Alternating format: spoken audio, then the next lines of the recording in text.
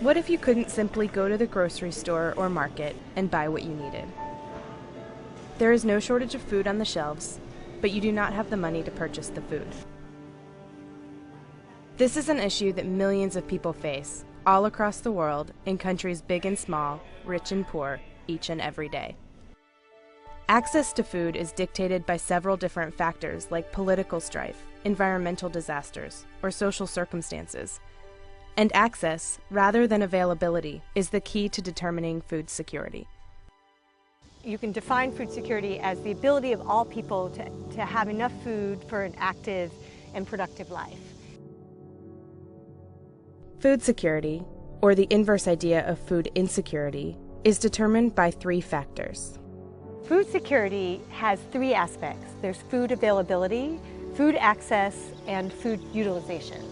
Food availability is where there's enough food in a market or in a store in a particular area to buy, and there's enough food in the region for everyone to get enough food. Food access is where there's problems with actually having enough money to buy that food where you need to buy it. And food utilization, it has to do with the health of the individual who's actually eating the food. So you can have food security problem simply due to illness and disease. Molly works closely with an organization called the Famine Early Warning Systems Network, or FuseNet, an agency within the U.S. Agency for International Development.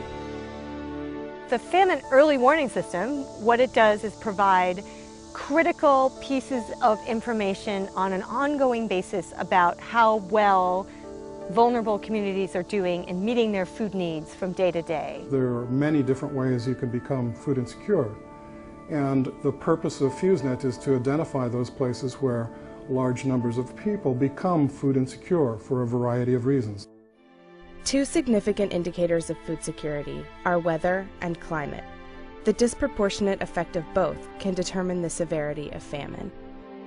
Rainfall is very sporadic, and it's all about distribution and not amount.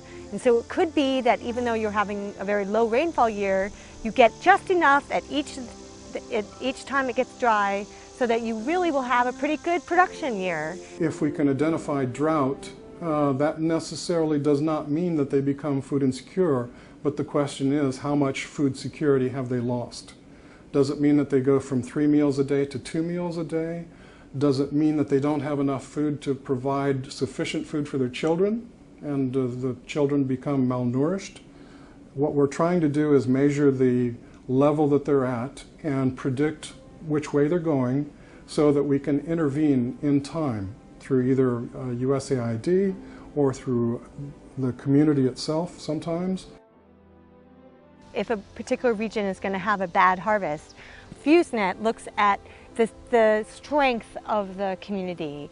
They look at how much food was produced in previous years. Is this the first bad year after many good years, or is it the 5th bad year in a row? So it's all about context.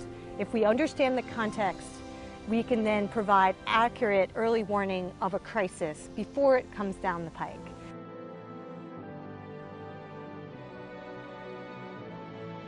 This context includes politics and economics, factors that are not easily measured, especially not from space. What a space-based perspective can provide, however, is valuable information about crop health. Satellite remote sensing, particularly from vegetation, because of its certainty and its reliability across space and time, has really come to be absolutely critical in trying to determine when there's a problem and when action is required. Having that early look at production that we get from remote sensing observations is critical to having the pieces in place and the analysis done and the people forewarned, so that if there is a requirement for sending out food assistance, we will have all the little pieces in place so that we can do that in a rapid way. NASA will continue to provide this essential data and organizations like FuseNet will continue to combat the factors that cause famine.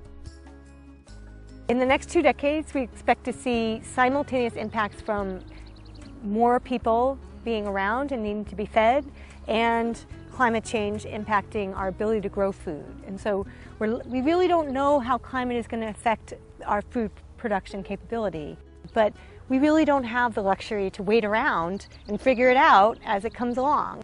Food security is a major problem. We need to be prepared to deal with it.